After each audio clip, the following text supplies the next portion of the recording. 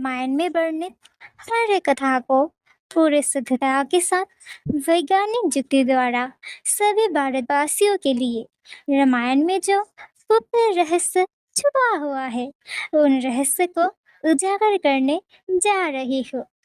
आज तक किसी ने न सुनाया है न भविष्य में कभी सुन पाओगे। ऐसा तथ्य आप सबके कल्याण के लिए प्रस्तुत कर रहा हो। आप सभी बहुत ही भाग्यशाली हो। रामायण की हर एक कहानी एक एक सीरीज के द्वारा दिया जाएगा। कथा कहानियों से और काल्पनिक दुनिया से थोड़ा हटके वास्तविक यानी परम सत्य को जानने का ये एक सुवर्ण अवसर है। असली राम कौन है, क्या करता है, कहाँ रहता है, सब कुछ बहुत सरलता से अब आप जान पाओगे। रामायण की कथा कौन नहीं जानते, सभी जानते हैं।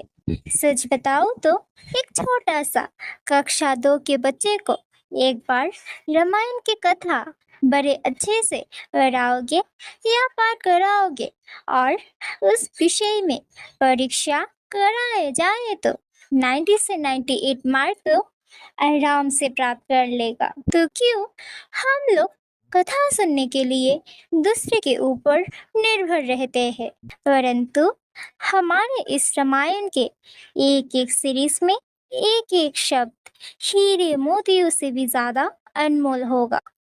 भगवान श्री राम का जन्म हुआ था, उस जगह को अयोध्या नगरी कहते हैं। अयोध्या का अर्थ क्या है इसे समझते हैं, जहाँ पर कोई युद्ध, लड़ाई, अशांति, हिंसा, चोरी डकाती या किसी भी तरह के अन्याय नहीं होते। केवल मात्र जहाँ पर शांति ही शांति, परम आनंद, अहिंसा, सुख, पवित्रता वास करते हैं, वो स्वर्ग जैसा होता है जहाँ पर प्रेम ही प्रेम रहता है। अब थोड़ा गहराई से समझते हैं। भगवान राम को व्यक्ति न समझकर परमात्मा स्वरूप मानकर, ब्रह्म मानकर विचार करते हैं। जहाँ पर परमात्मा रहते हैं वहाँ पर शांति, स्थिरता, पवित्रता, प्रेम, अखंड ज्ञान वास करते हैं। वहाँ कभी भी अशांति, हिंसा, युद्ध, दुख, दरिद्रता रह नहीं सकते। उसी के अर्थ से राम की जन्मभूमि को अयोध्या नगरी कहा जाता है। अब आप खुद ही अच्छे हृदय से चिंतन करके देखें, ये बात सही है या गलत। निर्णय आपके हाथ में है। परमात्मा की कृपा से मेरे गुरुदेव ने जो ज्ञान प्राप्त किया है, जिसको आत्मज्ञान या ब्रह्म ज्ञान कहते हैं, उसी ज्ञान के प्रकाश से ये सीरीज आप सबके कल्याण के लिए प्रस्तुत कर रहा हूँ। इसमें हर शब्द सहज से भी सहज, सरल से भी सरल है। कोई भी YouTube या Google सर्च करने पर या कोई भी शास्त्र में ये गूढ़ रहस्य से भरा हीरे मोतियों जैसे अनमोल बातें ढूंढने पर भी नहीं मिलेगा। कथा कहानी तो बहुत भरा हुआ है। अयोध्या के राजा तथा भगवान रामचंद्र के पिता का नाम दशरथ है, ये तो सभी जानते हैं। परंतु अब जो राजा दशरथ के बारे में बताने जा रही हूँ, इसे कोई नहीं जानते। दशरथ का अर्थ क्या है? यहाँ पर ऋषि वाल्मीकि आप लोगों को मानव शरीर के कुछ रहस्य को व्यक्त करना चाहते थे, लेकिन आज तक हम में से कोई उस रहस्य को जानने में समर्थ नहीं। तो ध्यान से सुने। हमारा शरीर पंच कर्म इंद्रिय और पंच ज्ञान इंद्रियों से चलता है, दोनों मिला के 10 हुआ। यही 10 इंद्रियों से शरीर अपना काम कर पाता है। अब रहा शरीर। भगवान श्री कृष्ण श्री भगवद गीता में अर्जुन को कहते हैं, हमारा शरीर एक रथ की तरह है। अब आपको समझ में आया? 10 इंद्रिया और शरीर अर्थात रथ मिलके दशरथ होता है। इस गूढ़ रहस्य को हम लोग जान ही नहीं पाते।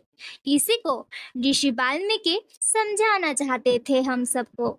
हमारा शरीर भी दशरथ ही है, यानी मैं आप सब दशरथ ही है। इस शरीर रूपी दशरथ को कैसे नियंत्रण करे? सुख, शांति और आनंद की यात्रा के लिए इस दशरथ रूपी शरीर को कैसे संसार के इस भवसागर में समस्त माया और बंधनों से मुक्त होकर कैसे जीवन को स्वर्ग बनाया जाए? राजा दशरथ की 3 पत्नियां थी। उन पत्नियों का नाम है कौशल्या, कैकेयी, सुमित्रा। ये तो सभी जानते हैं। अब जो बताने जा रही हूँ उसे कोई नहीं जानते। ये जो प्रकृति है ये 3 गुणों से चलता है। ये 3 गुणों के प्रभाव नकारात्मक और सकारात्मक रूप में इस संसार में, परिवार में, मानव शरीर में कुछ ना कुछ तो अवश्य ही पड़ता है। ये 3 गुण हैं सतस, तमस तथा रजस। कौशल्या में अच्छाई गुण था, कैकेयी में बुरे गुण था और सुमित्रा में थोड़े अच्छे थोड़े बुरे यानी रजस का गुण था। यहाँ पर ऋषि वाल्मीकि आप सबको समझाना चाहते थे इस संसार में हर मनुष्य के ऊपर प्रकृति के 3 गुणों के निरंतर प्रभाव पड़ते हैं। उन प्रभावों से प्रभावित होकर ही इंसान अनजाने में गलत से गलत कर्म कर जाते हैं। उसके लिए प्रायश्चित भी करना पड़ता है और बाद में गलती का एहसास भी हो जाता है। ये जो 3 गुणों की माया के प्रभाव हमारे जीवन में भी पड़ते हैं। कभी ना कभी हम जाने अनजाने में बहुत ही गलत काम करते हैं। मुख से अशब्द निकल जाते हैं। परिवार या किसी व्यक्ति के ऊपर हमारे गलती का प्रभाव पड़ जाते हैं। रिश्ते नाते टूट जाते हैं। इसीलिए ऋषि वाल्मीकि हमारे भीतर जो प्रकृति के 3 गुणों का प्रभाव पड़ते हैं उनको कैसे संतुलित किया जाए, बैलेंस किया जाए, ताकि परिवार तथा सभी लोगों के साथ अच्छे रिश्ते, अच्छे संबंध, प्रेम, दया, करुणा, पवित्रता जैसे अच्छे गुण बनाए रख पाए। हमारे जीवन स्वर्ग जैसा हो जाए। सदा सदा के लिए सुख, शांति और आनंद हमारे जीवन में बना रहे। रामायण कथा की मूल चरित्र भगवान श्री राम के चरित्र तथा उनके व्यक्तित्व के बारे में अब मैं आप सबके सामने प्रस्तुत कर रहा हूँ। भगवान श्री राम राजा दशरथ के ज्येष्ठ पुत्र था। इस संसार में 4 प्रकार के भगवान राम है। एक तो है राजा दशरथ के पुत्र, दूसरा राम है आपके आत्मा रूप में, तीसरा राम प्रकृति की शक्ति रूप में जो सबको भरण पोषण कर रहा है, चौथे राम जो स्वयं में ब्रह्म है, परमात्मा है, ईश्वर है। अब परमात्मा तथा ईश्वर के गुणों को समझने की कोशिश करते हैं। जिस राम को भी आप पसंद करते हो ये गुणों से भरपूर होगा। तो अब ये गुणों को जानने की कोशिश करते हैं। जो व्यक्ति के चरित्र और व्यक्तित्व को प्रकाशमान करते हैं, सभी को नई दिशा प्रदान करते हैं और विवेक को जगा के अपने विवेक को जागृत कर पाता है, लोगों के लिए एक अच्छा आदर्श बन जाता है। इसीलिए तो प्रभु श्री राम को मर्यादा पुरुषोत्तम श्री राम कह के संबोधन करते हैं और हमारे लिए आदर्श बन जाते हैं। भगवान राम की पूजा करने से बेहतर है भगवान राम के आदर्शों को अपने जीवन में धारण करना। वही मानवता है और मानव धर्म भी है। चलो आत्मा, परमात्मा और ईश्वर के गुणों को पहचानते हैं। शांति, पवित्रता, अहिंसा, प्रेम, ऐश्वर्य, दया, करुणा, धैर्य, अखंड ज्ञान, धर्म, शक्ति, ये सब गुण जिस व्यक्ति के पास होगा वो राम बन जाता है। राजा दशरथ के पुत्र श्री राम में ये सब गुण मौजूद था और मानव मात्र के कल्याण के लिए उनके चरित्र और व्यक्तित्व में ये सभी गुण प्रकाशित हो रहा था।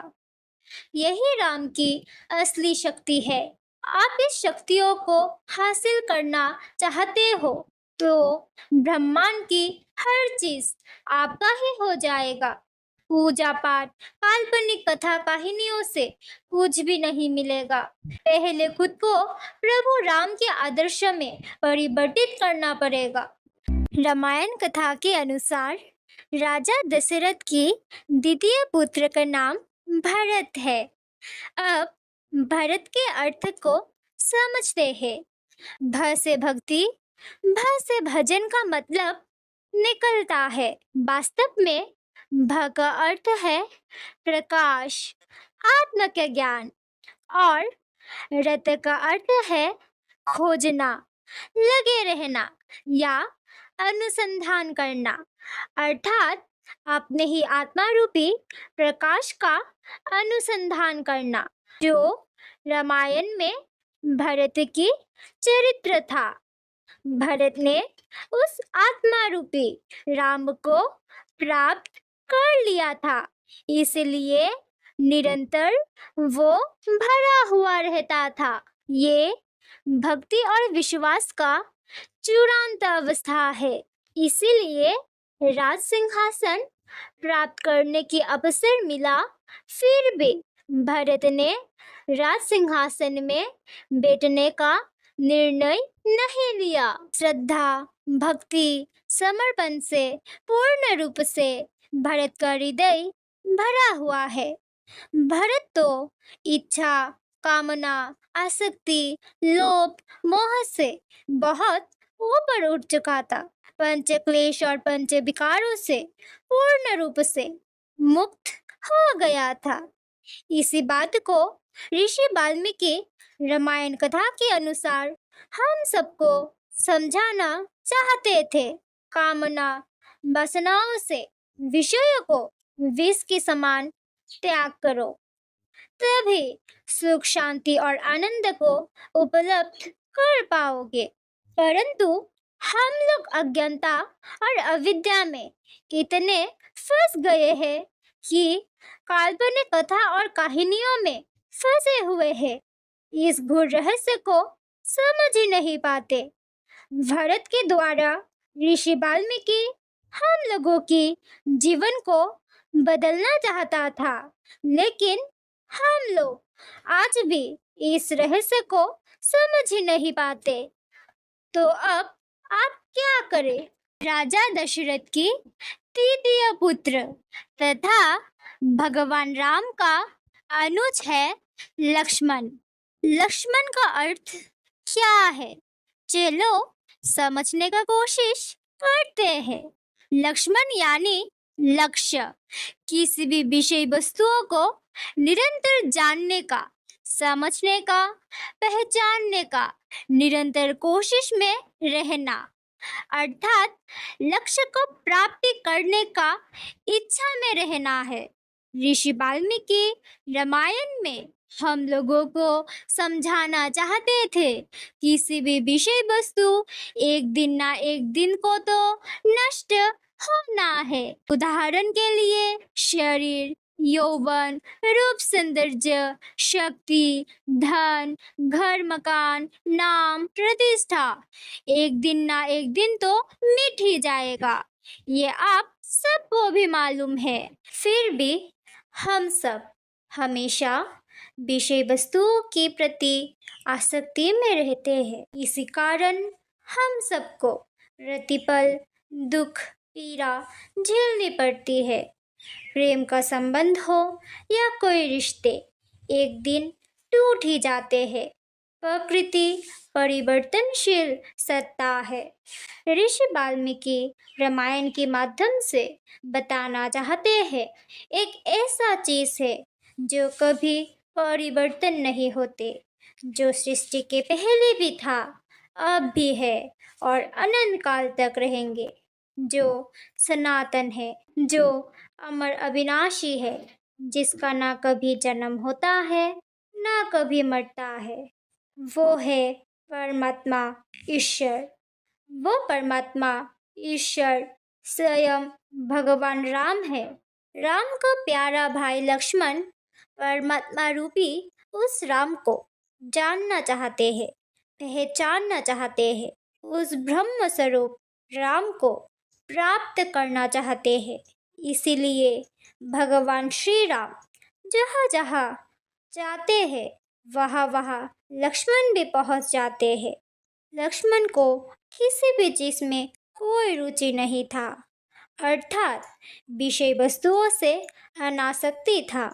आप भी ईश्वर को प्राप्त करना चाहते हो तो इस कलयुग में भी संभव है।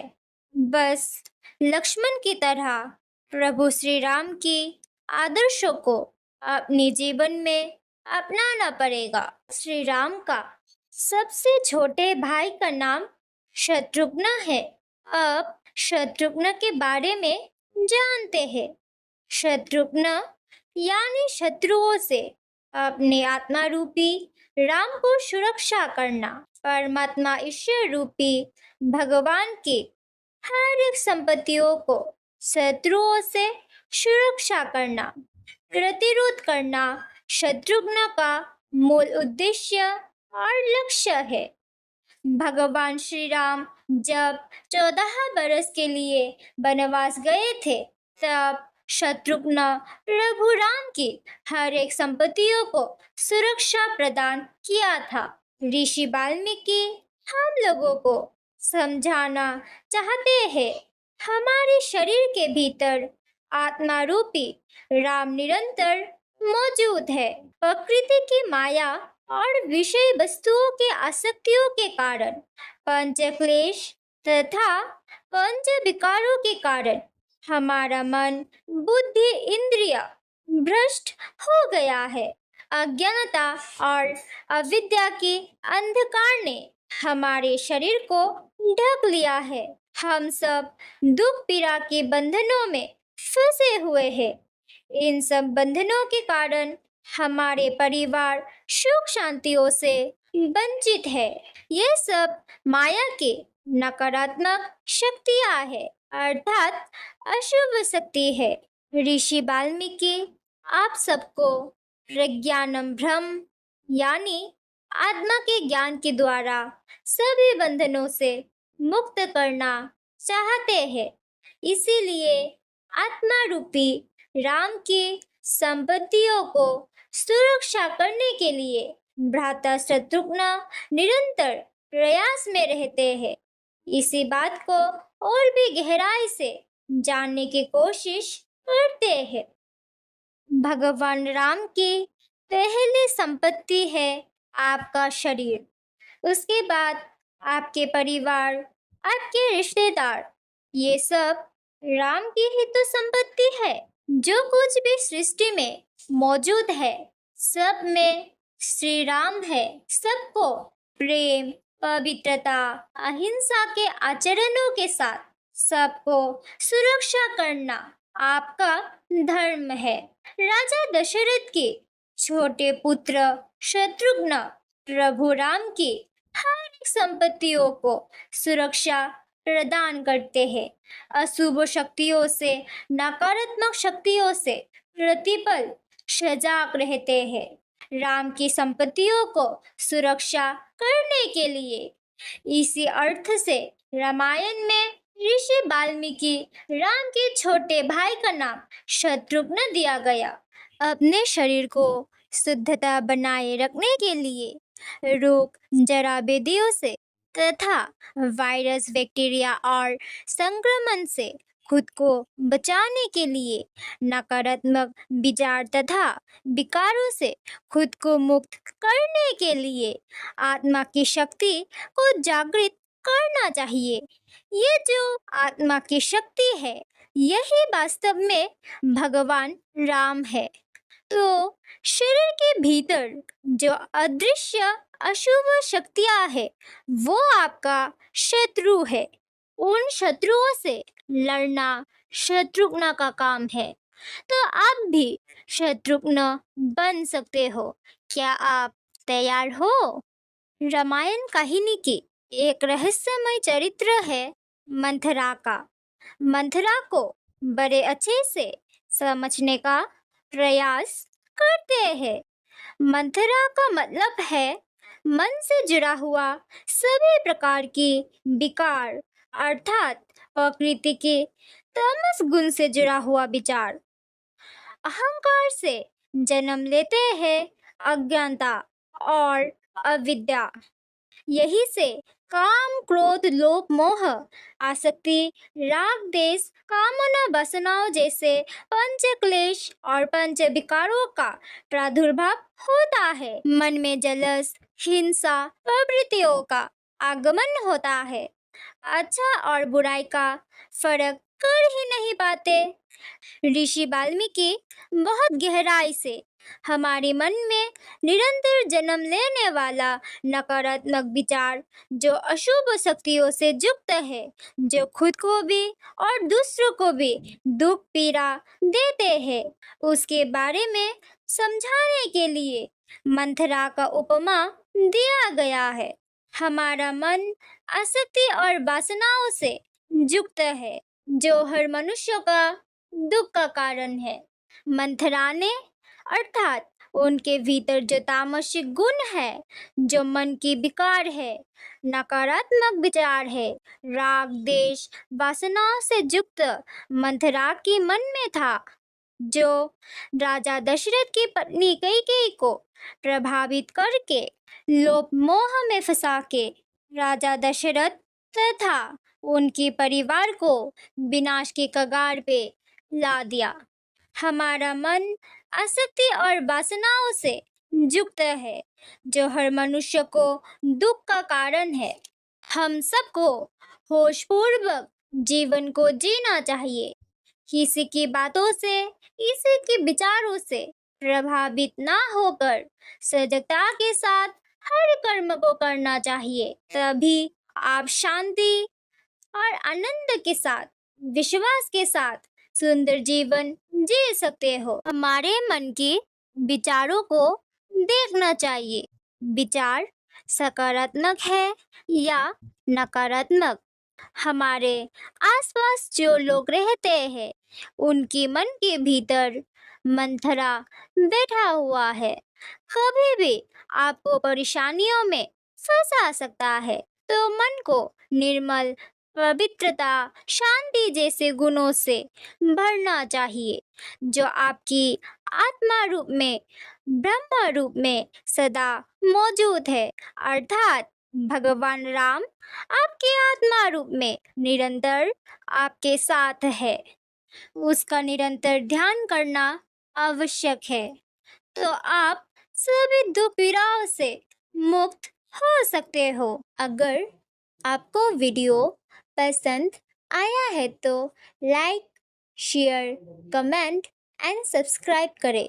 अगर आप इस वीडियो में 2000 लाइक्स, 2000 कमेंट्स कर देते हैं तो हम रामायण का दूसरा वीडियो लेके उपस्थित जरूर होंगे। तब तक बाय बाय।